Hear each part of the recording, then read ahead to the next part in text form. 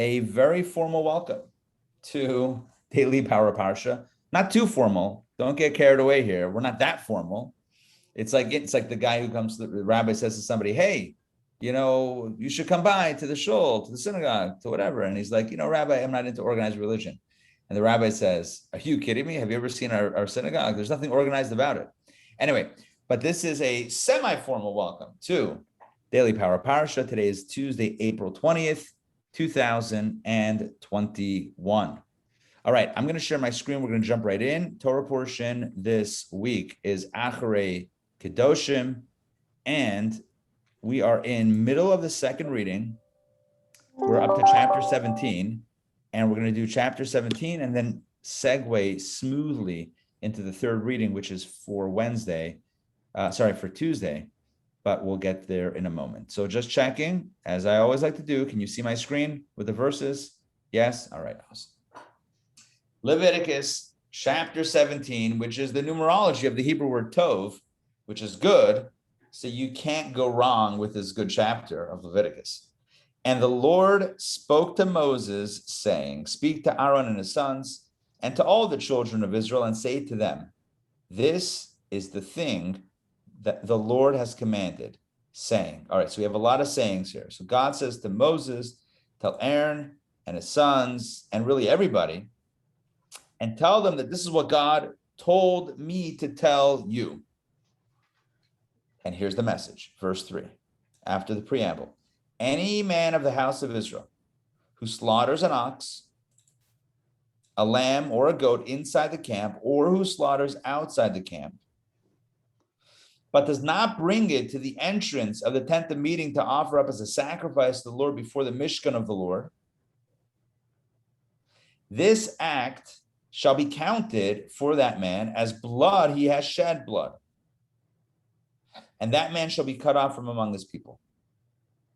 In other words, if you bring an offering to God, not in the temple, then it is considered to be a spiritually punishable offense. Now, it's not necessarily something that the courts are going to punish, the physical court, but it says that person should be cut off from among his people. That means it's kind of like a spiritual punishment called kares, which is incurred by the person who is offering the sacrifice on their own in their private altar. Okay, so let's look at some Rashi here for a second. Let's see if we have some clarification. Rashi clarifies immediately that scripture, take a look at this one right here. Scripture is speaking of slaughtering holy sacrifices, not of slaughtering ordinary animals. For scripture continues in the next verse to offer up as a sacrifice. Again, to clarify, you can, if you want beef, you can set up a slaughterhouse wherever you want. As many of you may know, my grandfather, may he be well and continue to be blessed with long life and happiness and nachas. So my grandfather for many years was a shochet, was a ritual slaughterer. And they had slaughterhouses in Erie, Pennsylvania, and Denora. Where was Denora? Ohio, I think near Cedar Point. He had slaughterhouses. He used to shecht in Colorado, near Denver, many different places. You can set up, you can slaughter an animal for kosher anywhere. The prohibition of this reading of the Torah is not about slaughtering an ox, lamb, or goat. It's about slaughtering it for a holy sacrifice. So if it's a sacrificial slaughtering, then it must be done inside the temple. You cannot do it on your own in your private altar. So you can have, I'm sorry, I didn't mean to stop sharing. I meant to stop Rashi. 1 second, let me go back to sharing. So you can, 1 second. Okay, you can set up a synagogue wherever you want. You can do all sorts of things. But one thing that can't be done is setting up an altar, a private altar to do private sacrifices to God. That's not a thing. That is liable for kares to be cut off, spiritually cut off. Why? Verse 5, what's the rationale? Take a look. In order that the children of Israel should bring their offerings, which they slaughter on the open field, and bring them to the Lord, to the entrance of the tent of meeting, to the Kohen, and slaughter them as peace offerings to the Lord. So again, this is the idea that all the sacrifices need to be brought to the Holy Temple. I'm going to share with you an insight. Hold on. Right. So if you look at verse 5, Rashi explains, in order that the children of Israel should bring their offerings, which they slaughter, in other words, which they are accustomed to slaughter, right, on the open field, instead of bringing them on the open field, the idea here is to bring them to the Lord, to the entrance of the tent of meeting, which is the altar that is outside that temple building. Okay, that's how it should be done. Now, Maimonides says that at the core of this was an attempt to wean the people off of sacrifices altogether.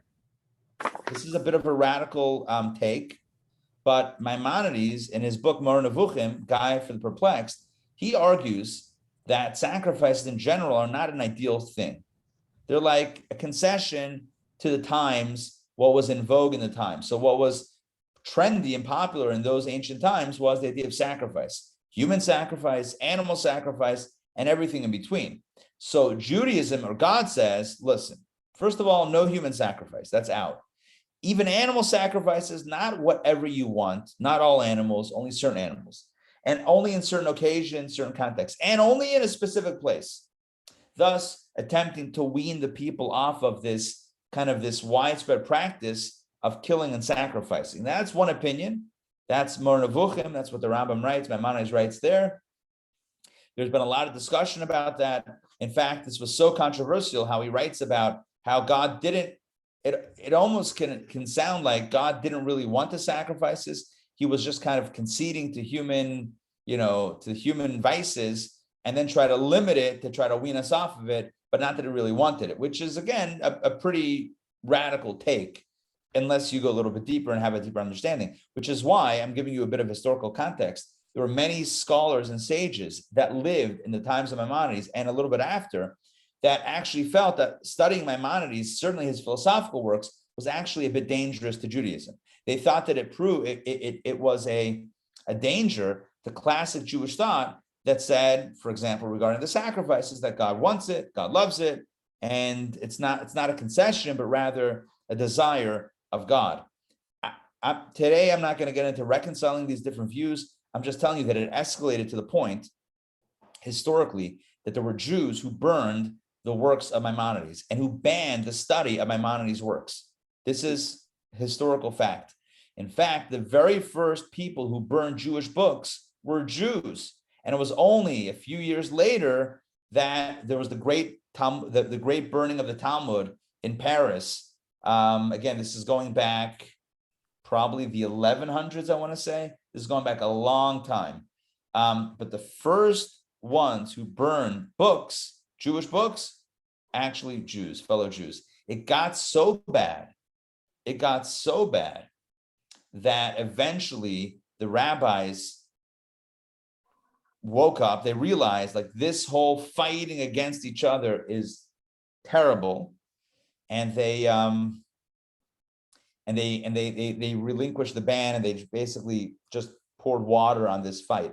But there was a very severe, a very fierce difference of opinion with regards to, at the core, Maimonides' works of philosophy, including what he writes here about sacrifices. Anyway, getting back to the point. The point here is, the Torah says, if you want to bring a sacrifice to God, you have to do it from the right animal, in the right context, and in the right place. It has to be by the entrance to the tent of meeting. It has to be brought by the Kohen, and then you have different options, peace offering, etc. Let's continue inside verse 6. And by the way, if you have a question or comment, please jump in.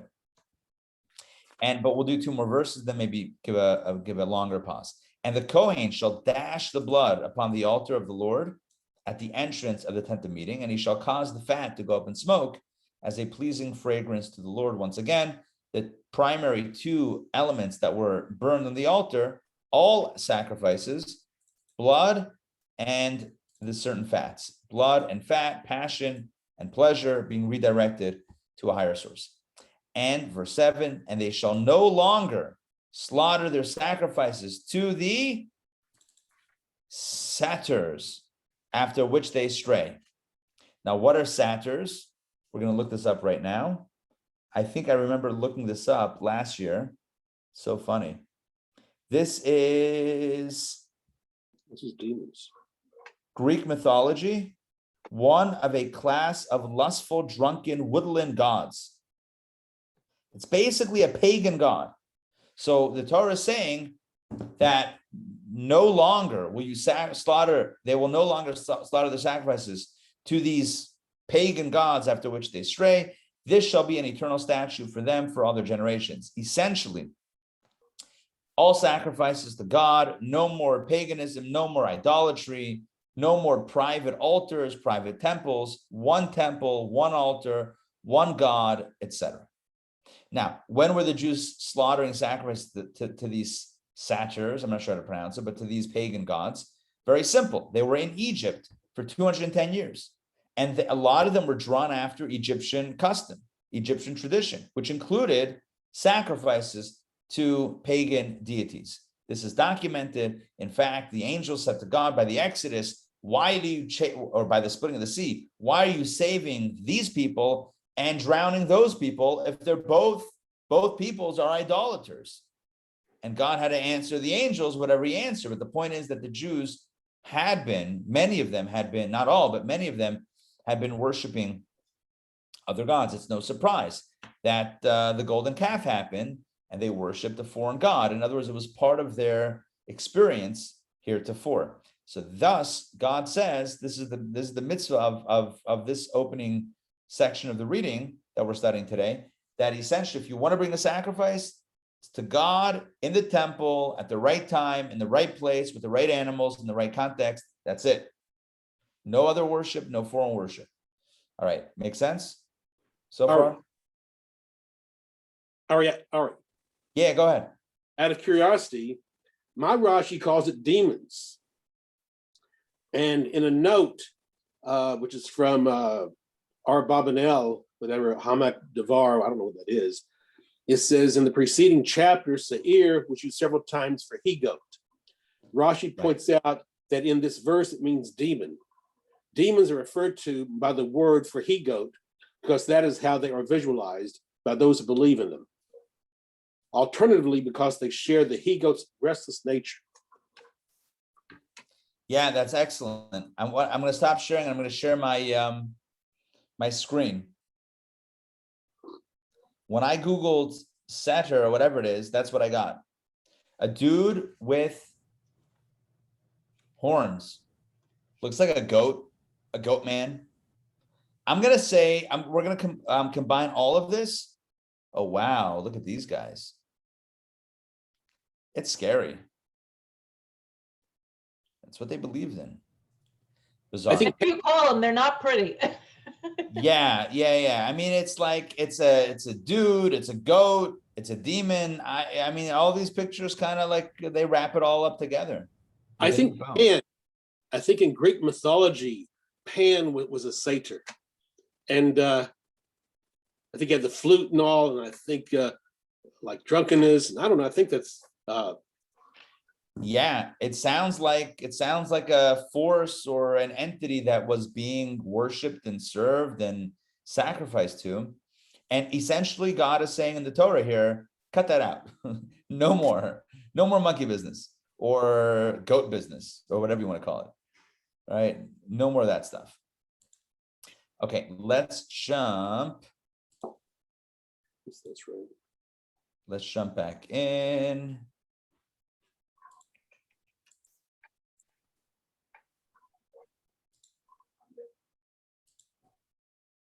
Okay, can you guys see that? Probably, right? Okay. Third reading, this is for today, Tuesday. Here we go. Leviticus chapter 17, verse number 8. And God says, you, Moses, should say to them, to Aaron and his sons and the people. So you, Moses, convey this message as well. Any man of the house of Israel or of the strangers who will sojourn among them, who offers up a burnt offering or any other sacrifice, but does not bring it to the entrance of the tent of meeting to make it a sacrifice to the Lord, that man shall be cut off from his people.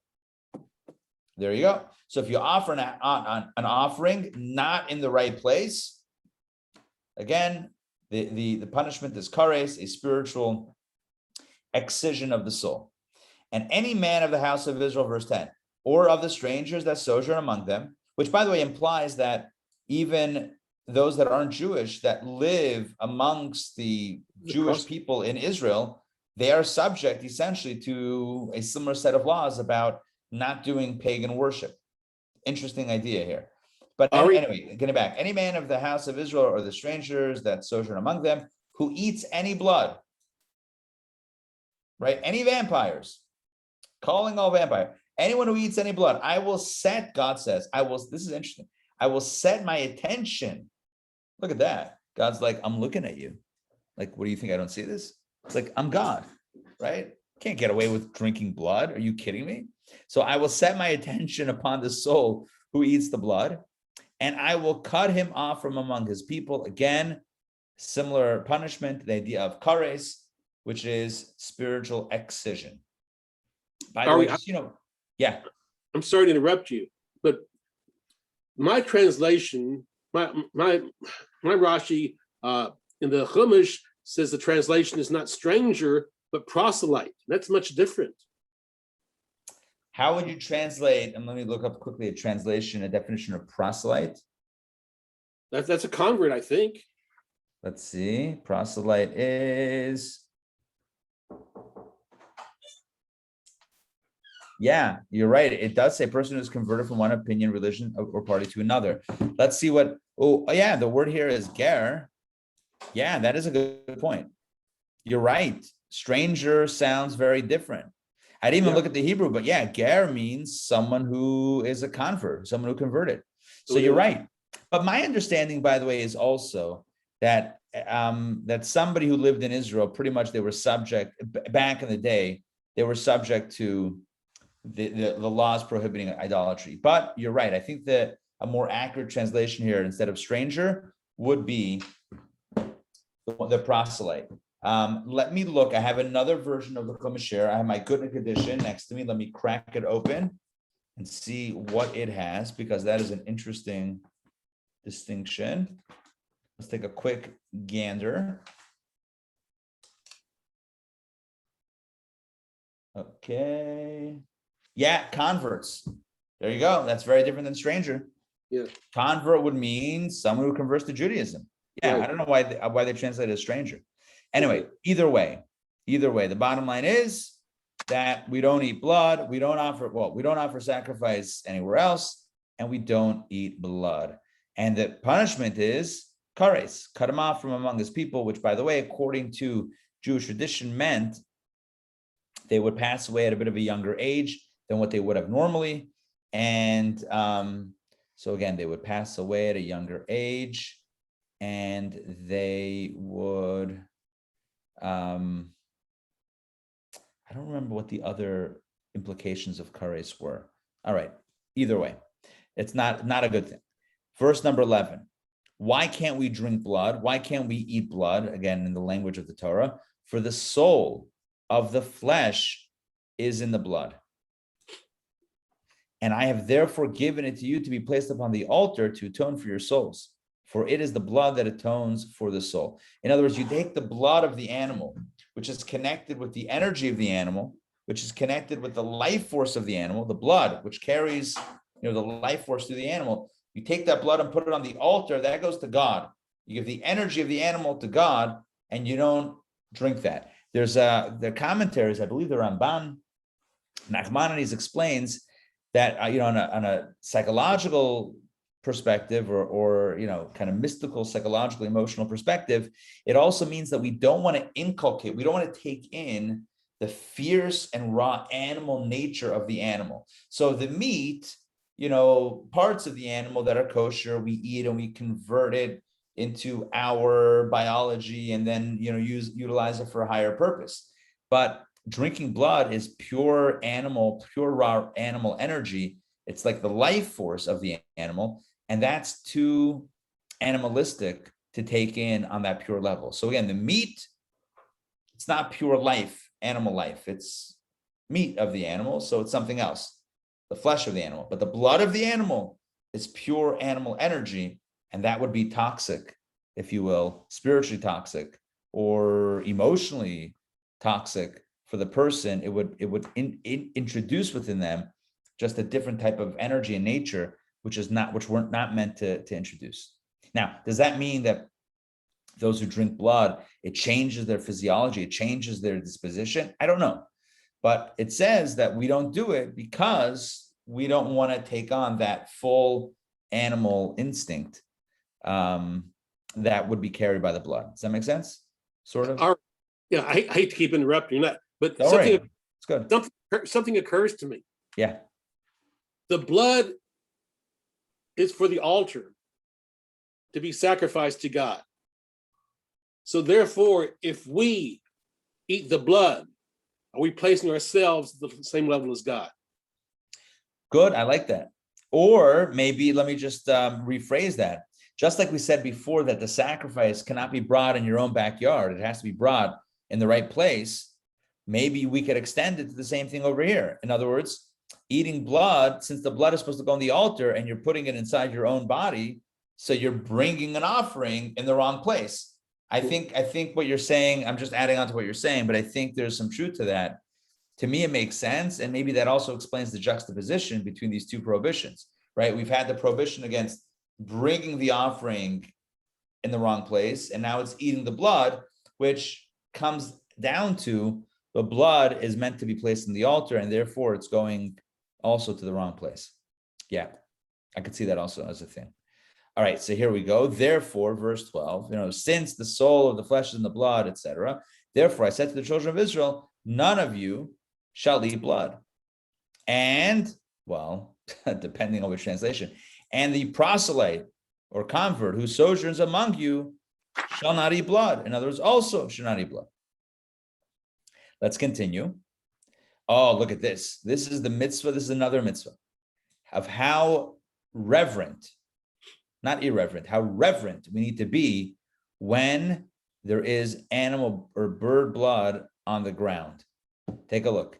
And any man, verse 13, any man of the children of Israel or of the strange or of the proselytes who sojourn among them, who traps a quarry of a wild animal or bird that may be eaten, so this is kosher, and sheds its blood, this is for private consumption now. Remember, you're allowed to eat meat, right? You just can't offer a sacrifice, but you can slaughter an animal or a bird for private consumptions, but when you do that, he shall cover the blood with dust. So when you slaughter an animal or a bird or chicken, whatever, and the blood, I don't want to get too gory, but the blood drips down onto the ground, there's a mitzvah to take some substance to cover the blood.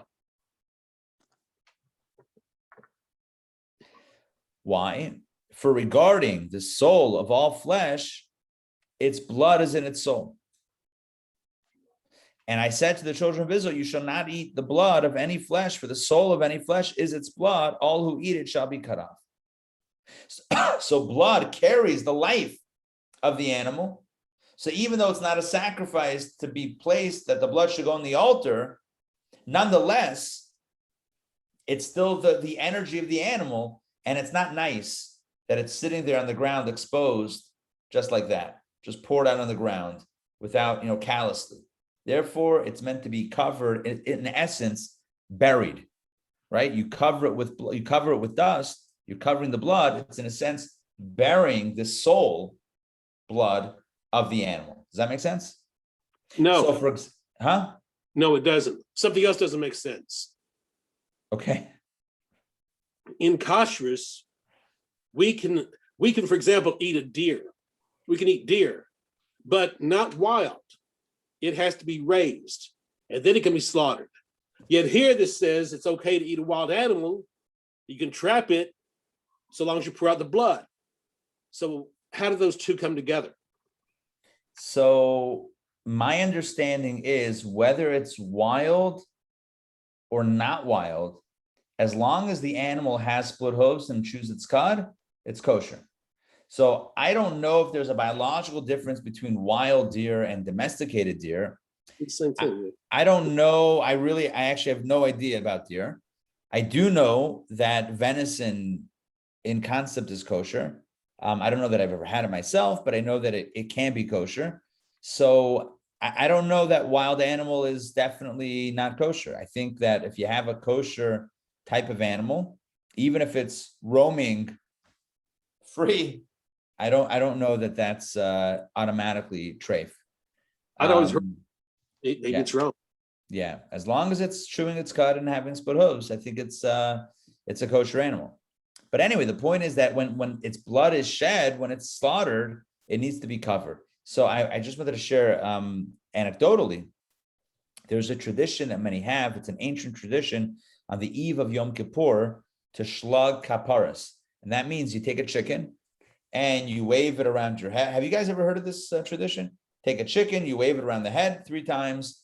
And then afterwards, you don't hurt the animal. Afterwards, the chicken is slaughtered and it goes to charity. It goes to a charitable cause for food. My grandmother did it to my mother, and my grandmother came from the shtetl. Yeah. And did it to, and my mother didn't like it.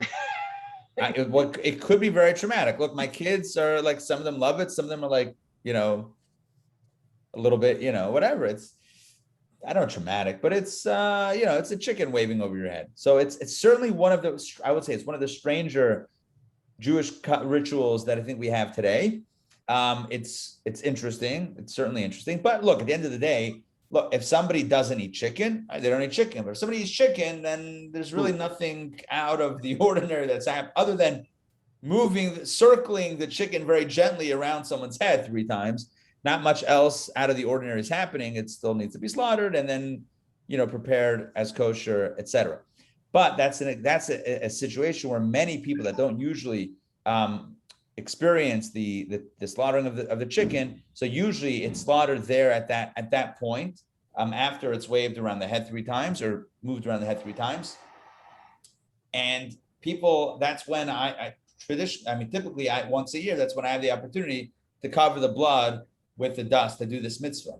And you actually say, it's a blessing. Say, Baruch atah Hashem, blessed are you God, King of the universe, who gave us the mitzvot and commanded us to, al kisri dam ba'afar, to cover blood with dust. You actually say a blessing, like before lighting Shabbat candles, like before eating matzah, before lighting Chanukah menorah. You say a blessing. It's a biblical mitzvah, and you cover the blood with the dust. So I think it's very interesting. To me, it kind of evokes this idea of like kind of burying or respectfully covering this life force of the animal that was just taken. And the idea is that even as we eat meat, which we don't have to, but even if we choose to eat meat, we're still sensitive to the experience of the animal. Certainly that is reflected in the type of knife that's used and the process of slaughtering the animal or the bird. It's done in a very as much painless and humane fashion as possible. At the end of the day, the animal's life is being taken, but it's done in as painless and humane fashion as possible. And also the blood is covered, given that it represents or it contains this life force of the animal. So, Rabbi, the reason my mother didn't like it because she was trying to distance herself, from the old world. She wanted to become modern American. It's definitely a more old school shtetl type of custom. Now, many do it. Many Jews do it. Many Hasidic Jews do it. I would say all Hasidic Jewish communities have this, and many others as well. It's not exclusively Hasidic, but it seems to be, very much of an emphasis in Hasidic communities. It could also be done with money. Some people do it with fish, but you can do it in different ways. Even in Atlanta, every year there is a chicken option somewhere. You gotta know the people who know the people. But we've done chickens in the last many years. I think actually, one second. maybe last year. Yeah, I think, no, 1 second. I don't know. In the recent past, I think there was 1 year where no one arranged it, but typically it's done. Now, I will tell you, full disclosure, in places like Crown Heights and Borough Park and other places, large communities with large kaparis operations, and I mean like thousands of people swinging chickens. Again, I use the phrase swinging chickens. You're not actually swinging the chicken. You're just holding the chicken and moving it around the head. It brings out PETA. PETA comes out and they protest and they, it's like, it's not cool to bring out the chickens and blah, blah, blah. But listen, that's not going to end. That didn't start with kaparas. It's not going to end with kaparas, right? PETA has a philosophy, which I'm not going to get into, but it definitely does not. It's definitely not compatible with kaparas. I'll tell you that. I mean, it's definitely not a compatible thing. I mean, if your philosophy is we're feeding, raising chickens, and that's it, never harming them, eating chicken, slaughtering chickens to produce chicken to give to charity, won't be on your to-do list. That won't be a thing. All right, back to our story. Again, I'm not taking a position. I'm just saying that it's a colorful scene oftentimes in Crown Heights and other places when that happens. Okay, taking a look at verse 15. And any person, whether a native or a proselyte, you have to do auto replace with stranger, who eats carrion, as opposed to check-in. I'm just kidding. Carrion, not carry on. That's something else. Carrion, or what was torn, shall immerse his garments and immerse himself in the waters and shall remain unclean until evening, and then he shall become clean. Now let's see if we have some Rashi over here. Rashi says, Scripture is speaking about the carcass of a clean bird, a kosher bird, which transmits defilement only at the time it is swallowed into the esophagus. And it teaches you here that it defiles the person when he eats it. The treifa, the bird mortally wounded by wild beasts or stricken with a terminal illness, however, does not transmit defilement. Consequently, the torn one mentioned here was written only to expound upon it. Thus we learned, one might think that the carcass of an unclean bird also defiles when it is swallowed into the esophagus. Scripture therefore says, or what was torn, referring to the type of bird that may fall under the category of treifa, i.e. a kosher bird which is prohibited only if it is torn, thus excluding the case of an unclean bird which can never fall under the category of treifa. All right. Ari, in my translation, it says that which any person who will eat that which died or was mauled. Yeah. Carrion would be everything that just died without being slaughtered or was torn, was mauled. Yeah. But does mauled, that's what I was asking before about a wild animal. No, it's a bird, as Rashi says, that was mortally wounded by a wild beast. By a beast. Yeah, it was mauled by a wild beast. Yeah. The maul doesn't mean, for example, a hunter would shoot an arrow, which wouldn't be ritual slaughter. It just be. Yeah, interesting. I don't, it might fall into this category. No, I don't know. Sounds like it, yeah. I would put into that category. Yeah. So in addition to the fact that it's not kosher, it also conveys an impurity because it's a dead carcass. I think the big idea here is that when you eat kosher food that was produced, slaughtered in a kosher way, you don't become unclean, impure when you eat a dead bird or a dead animal.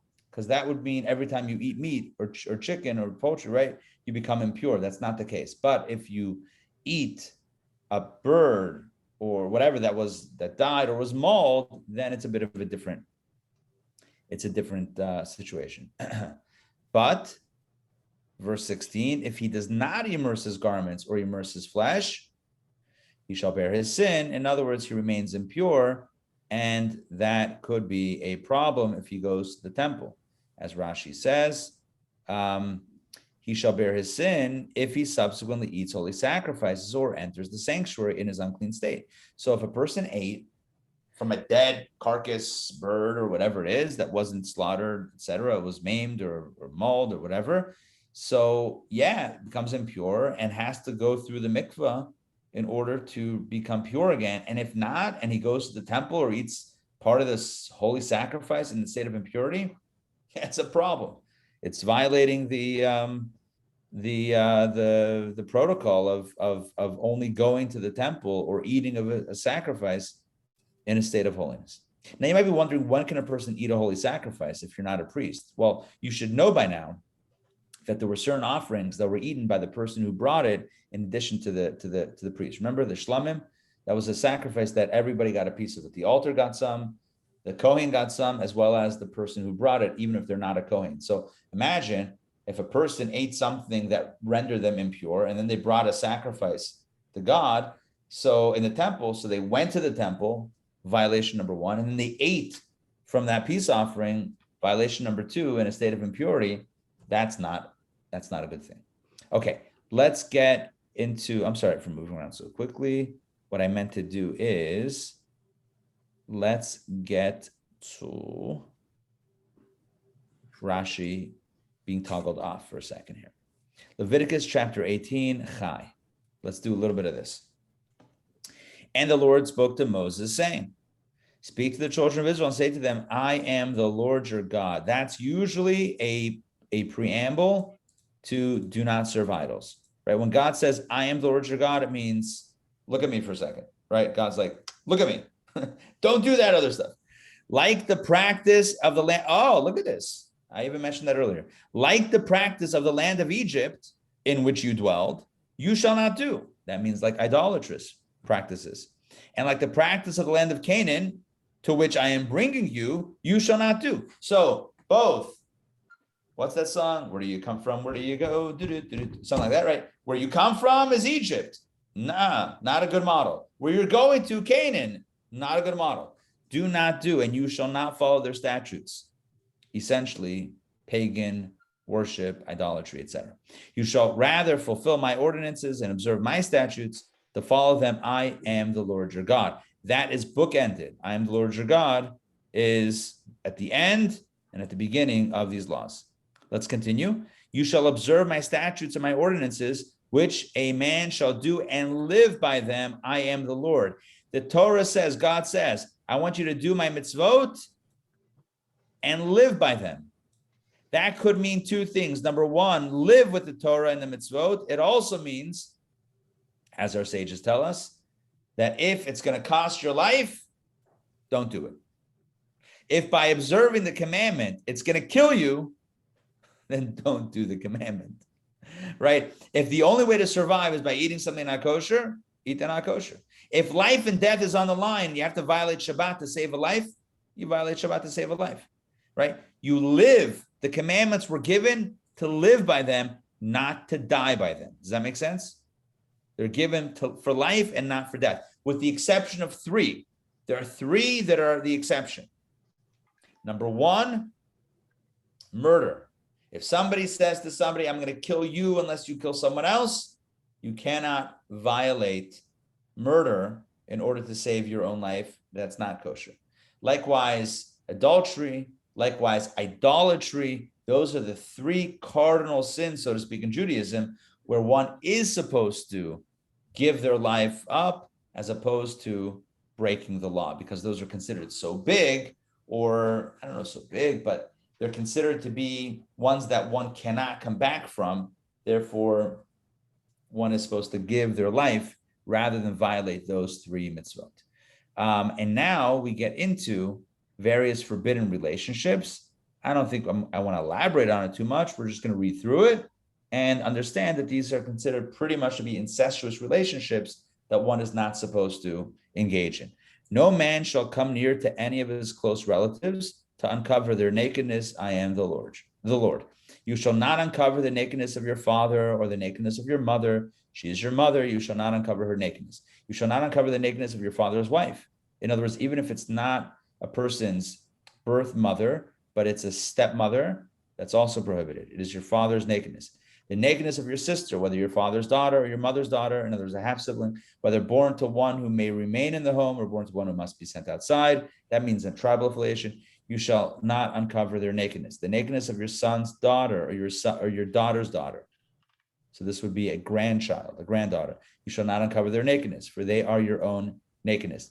Nakedness, I think, is a weird translation here, and it probably doesn't work when we're reading it through, like in our language. It means it's not the right, it's an intimate relationship, and it's not the right intimate compatibility. That's what it means.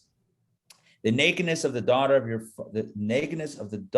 your father's wife, born to your father, she is your sister. You shall not uncover her nakedness, again, a half sibling.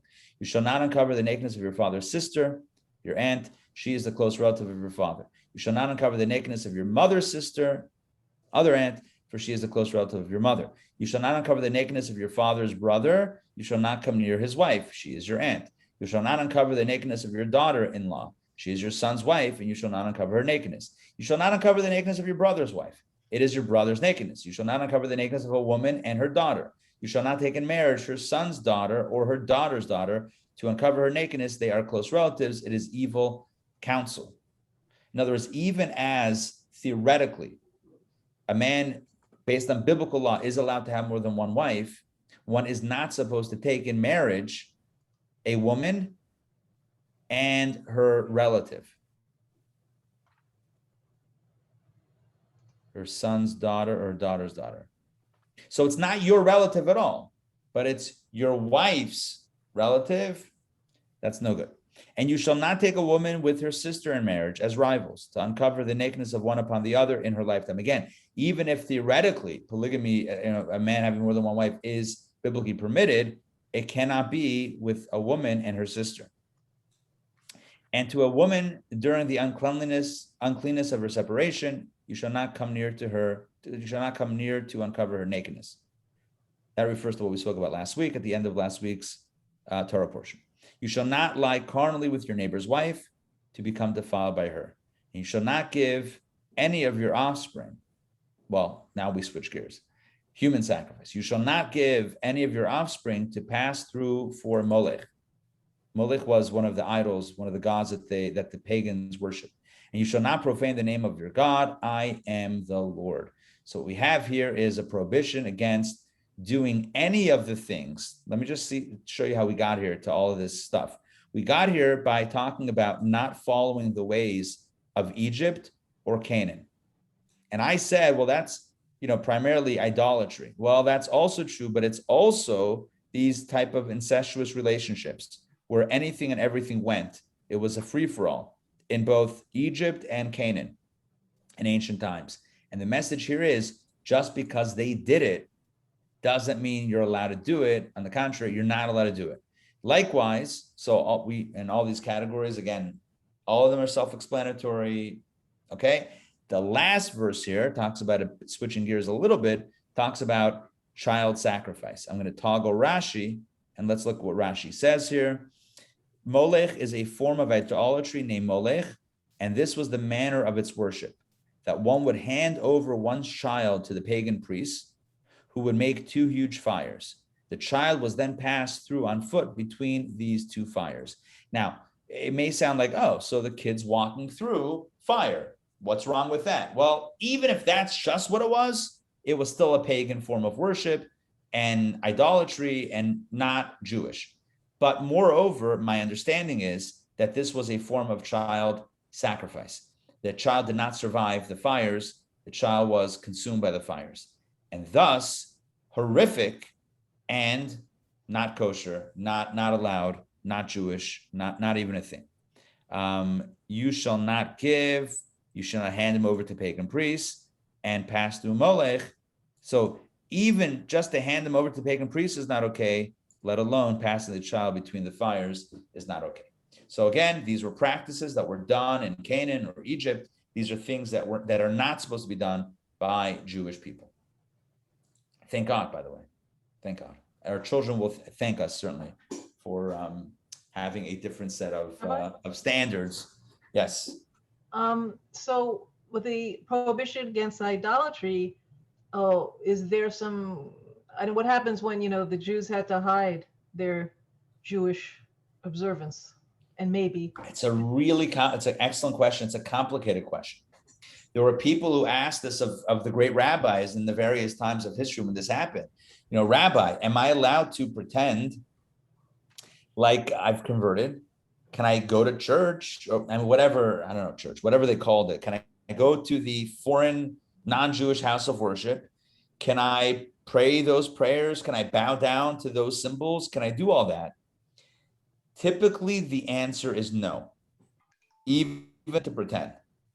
So Jewish law says that whether one intends, really means it, that's no good. Even if one doesn't mean it, roadkill is not. I just saw what you wrote, but roadkill, correct. Not kosher. Thank God. Also, so whether one intends it or doesn't intend it, if it's a form of worship, then it would be prohibited. In other words, if it's a classic form of worship, like bowing down to something or offering a sacrifice to something, then even if it's not intended, even if it's not believed, even if it's just superficial, we're not supposed to do it. Now, the question is, well, what happened in 1492? Right? Many Jews remained in Spain, and then later on in Portugal, when they were sent out of Portugal a few years later, like 6-7 years later, many Jews remained and pretended to convert to Catholicism or whatever they had then, right? And they were living in secret, and many of them paid the price with their lives. Are you telling me that they were in violation, etc.? Again, when we're talking about somebody else and judging someone else, like, we have to be more understanding. But if we're asking the question, I mean, hopefully it's not a question that we need to ask for ourselves, and God forbid, right, that we should ever be in such a situation. But if someone is asking the question, the answer is no, don't do it. But we can't judge those who did do it under the pressures that they faced. It's not for us to like play armchair quarterback or, like hindsight 20 and say, oh, they shouldn't have done this, they should have done that. Maybe it was saving their life. So maybe it was to save their life. So right. But again, the counter argument is idolatry to save a life. That's one of the three that we don't do. But again, I'm not going to judge. And there was a question that was asked to rabbis a few decades later. The grandchildren of these people who allegedly converted to save their lives, and now I guess they moved somewhere else, or maybe the restrictions were lifted and they wanted to kind of reclaim their Judaism. Did they have to convert back to Judaism? And the answer that the rabbis gave was no, because they remain Jewish no matter what they did or what they pretended to do. The Jewishness remains. A Jew is a Jew. You can't, even if a person says, I'm converting, even if they want to convert, it doesn't actually take effect. Now, you might be wondering why. Well, why can you convert into Judaism and not out of Judaism? That's a good question. We discussed it in the Jewish Course of Why, which we did last summer, I believe. So check the recordings for that, because that was a whole topic unto itself. But it is fascinating. Yeah, Joy, go ahead. It's the conversos or the moranos. Yes, exactly. But one other thing about the piece that we're reading today, like you mentioned, when the Jews were leaving Egypt and the angel said, why are you bringing them? And yes. It's like now we're discussing what these people used to do, and especially the conversos, the ones that converted to Judaism, so they didn't bring their pagan rituals with them, and it has to be constantly repeated. I like that. Yeah, exactly. It's a warning almost. Joining the tribe, okay, well, we got a different set of rules. And whether it's the Jew who was in a foreign environment or somebody else who now is hanging out, it's like, okay, we have a different set of standards when in Rome. I think it's very compelling. It's very interesting. What I said before about Maimonides, this philosophical understanding that basically talks about how God wanted to wean us off of all forms of shedding blood, even in the context of a sacrifice, right? So you want to bring a sacrifice, slow down, cowboy, certain context, certain place, certain time, certain people, certain reason for it. You can't just willy-nilly go ahead. And on some level, I think it changes the dynamic altogether. Anyway, so what's the moral of the story? Let's think of a good closing moral of the story. The moral of the story is, don't be like those ancient Egyptians or Canaanites. Don't put your kid in the fire, God forbid, right? We have to, we can't be all sacrificing our children not even. Yeah. We gotta love and only share the love. That's it. All right, good. Yeah. Quick question. It says murder, idolatry, and adultery are the 3 sins we cannot commit to save our lives. What about to save someone else's life? Correct. Same issue. Same issue. Okay. Like if during the Holocaust, God forbid, a Nazi, an SS officer went over to person A and said, take this revolver and kill person B, or else I'm going to kill person C. So you're saving person C life by killing person B's life. You can't do that. Because what makes his blood redder than his blood? You can't. It's not a thing. It's not a thing. Anyway, but again, this is not by way of judgment, right? This is not a thing. This is just we're learning the values of Judaism. All right, great to see you all, Joy and Donna and Sandrine and Mark and Matt. Hope to see. I know I'll see some of you tonight, some of you Thursday for the class. Otherwise, we have a lot of cool things coming up. Oh, can I show you guys a design and you tell me what you think? Can we do that? Yeah, you guys up for that? Okay. In person? Give me a second. This is going to be for an in-person thing. Hold on. Rabbi, tomorrow is in person? Oh, I'm sorry. Yeah, I only heard in person. Tomorrow is in person. Yeah. Yeah. Cool. Yeah. Don't forget to order your lunch from wherever we order lunch from. Where do we order lunch from? From Spicy Peach. I knew that. Yeah. I don't think I can come tomorrow, but I might Zoom. Okay. Well, we'll be on Zoom. We'll be on Zoom. Let me find this. Where is my thing? Okay, hold on, please. Give me another minute. I'm gonna download something super fast and open it up and make it full screen. Now, don't pay attention to the details of the date and whatnot. We're gonna change some stuff, but the overall look.